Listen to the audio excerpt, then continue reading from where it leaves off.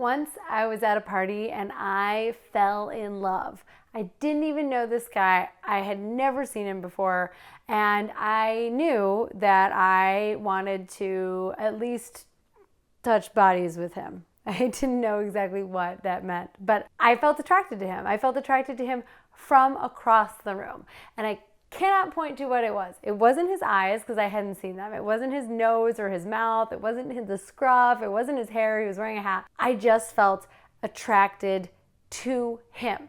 The first thing that I notice about a man is contextual. His posture, his demeanor, his way of carrying himself, his clothing. Sometimes it was his voice. With my husband, it was his voice. He has a really infectious, almost like buoyant voice that made me feel really interested in him. There's no one thing that all women, or even one thing that even I, as one woman, always notice about a man. But I'm going to give you the top things that we tend to notice and how to use them in order to get more attraction from the girls that you are attracted to, leading to more dates and better sex. Okay? Hi, I'm sex and relationship coach Caitlin B., the creator of She Comes To, a video course on how to be an amazing lover that I literally hand wrote exactly how to have sex. A guide for having not just great sex, not just better sex, but the best sex you've ever had. And in order for you to need a course like She Comes To, you need to get noticed by women, whether that's a woman that you've never met before, or it's your wife of 20 years. If you're not getting noticed by her and not getting noticed for all the right reasons, then you're not gonna have much luck getting her into bed, right? The number one ground-laying foundational truth that we've got to start with is that women remember how you made us feel. Just the same way that you remember how something makes you feel. You remember a person because they made you feel special or because they made you feel like dirt, but you remember them, right? And women are no different. We remember how you made us feel. You made us feel safe, sexual, aroused, aware, alert, beautiful, you name it. That's how I want you to think about everything that I'm going to say is how am I making women around me feel? So this should give you peace of mind because it doesn't matter whether you've ever stepped foot in a nice car or ever worn a nice suit. None of that matters. Your day game, your ability to flirt, it's all second to how you make us feel, which is really, really good news because you can work on that. Whereas like bar pickup is really, really hard and it kind of relies on whose advice you take and yada, yada, but you actually have way more control than you even know to make us feel the type of way that's going to make us want to get into bed with you. All right, here's how to step by step based on the number one things that women notice about men. The first thing that women notice about men, and this will be the one that makes the least sense, so bear with me, is your vibe, your energy, your presence. So what's your vibe like? Are you anxious and uptight or are you easygoing and laid back? Are you having a good time with your friends or are you really nervously thinking about what you're going to say to the pretty girl that's looking at you? This is a core distinction that's going to set you apart from other men.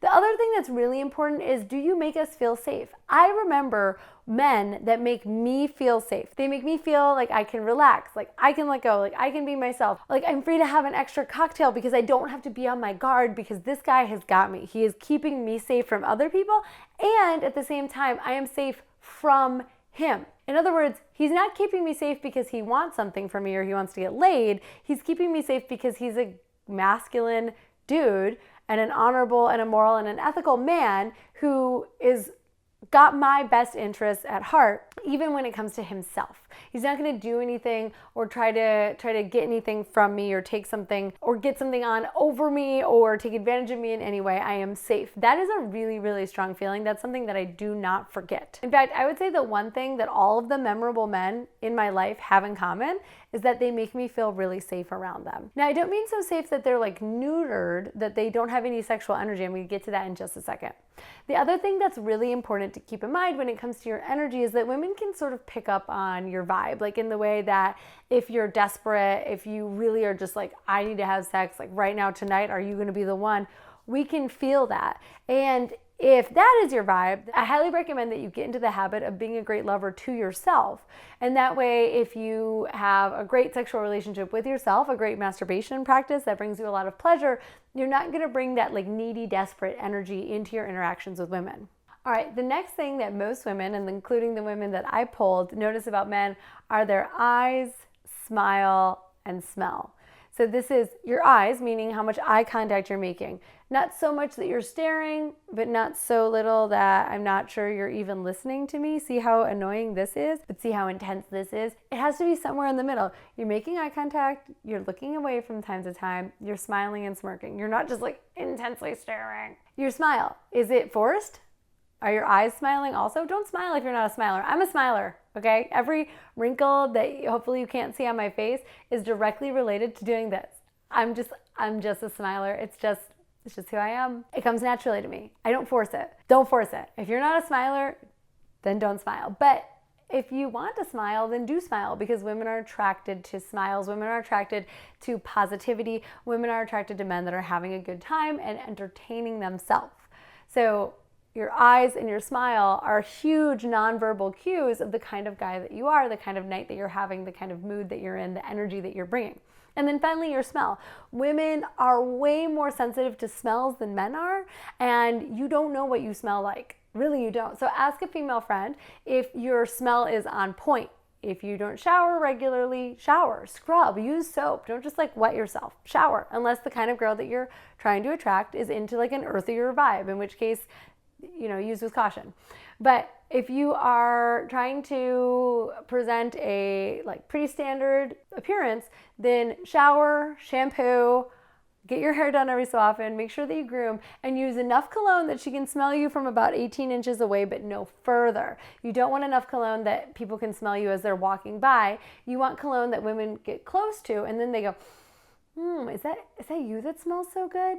An air of mystery that calls her in closer is how you're going to actually attract her. And that's something that women are really looking for, is like, how do you smell? It's a good indication to us on a real physical evolutionary biology level on if you're going to be a good mate, which is how we're selecting people. And a lot of our attraction to people is subconscious. So smelling good is actually really important. And then finally, your posture, like how you hold yourself. And we're going to revisit this in a minute, but if you've got slumpy, hunched over posture and you talk like this, it's not attractive. Even if you don't feel like it, pulling your arms back exposes your heart and your chest, makes you look courageous, brave, compassionate, and willing to connect with other people. So hold your head high and women will notice that about you. The next thing a woman is going to notice about you is your sexuality, your sexualness.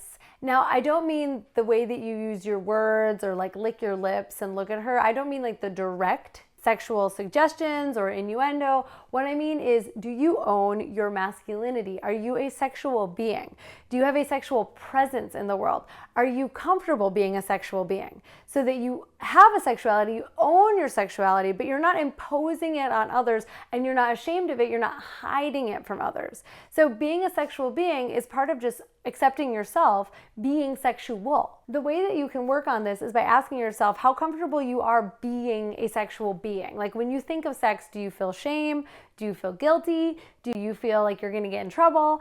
Do you feel like, oh my God, I'm trying to get that so bad, I wish that I could get it, it's so hard, it's so confusing? Or are you like, yeah, sex is a part of who I am as a person, it's a part of my life, it's something that I do think about, it's something that I want, and I'm comfortable enough with that to express it in who I am. It goes back to your presence, it goes back to your energy, it goes back to your vibe. Is your vibe someone who is okay being sexual and feels confident enough sexually? Can you look at a woman and feel confidently that you could make love to her, that you could give her an orgasm?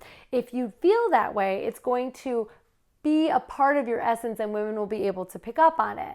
And if you don't feel that way, then you need She Comes Too, which will teach you exactly how to make love to women, how to give them orgasms so that you can radiate that air of confidence. And then finally, the last thing that women notice about you is your dominance and your power in the space. Now, this does not mean power over other people. This means power to do things. So when I say, do you have dominance in the space? Do you have power in the space? What that means is, are you self-assured? When you need something, do you go get it?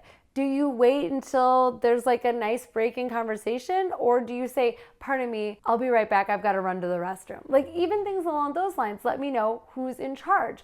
When you speak, do you command authority? Or are you a little soft and set back and you kind of mumble your words? Dominance doesn't mean telling other people what to do. It doesn't mean exerting control over other people's actions. It just means, are you self-assured enough to take control of the situation?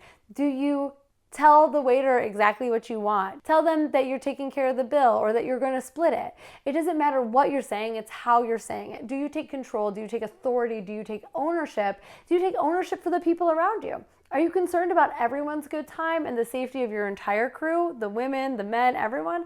Or are you the kind of guy that doesn't want to take responsibility for anything other than himself? This is nothing wrong. There's not one that's better than the other.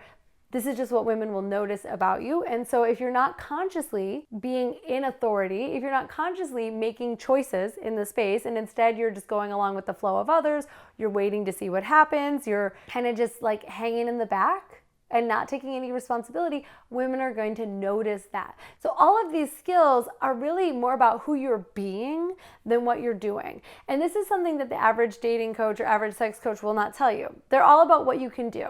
Touch her on the arm 7 times in order to get her to give you a blowjob. It's not about what you do. It's who you are being.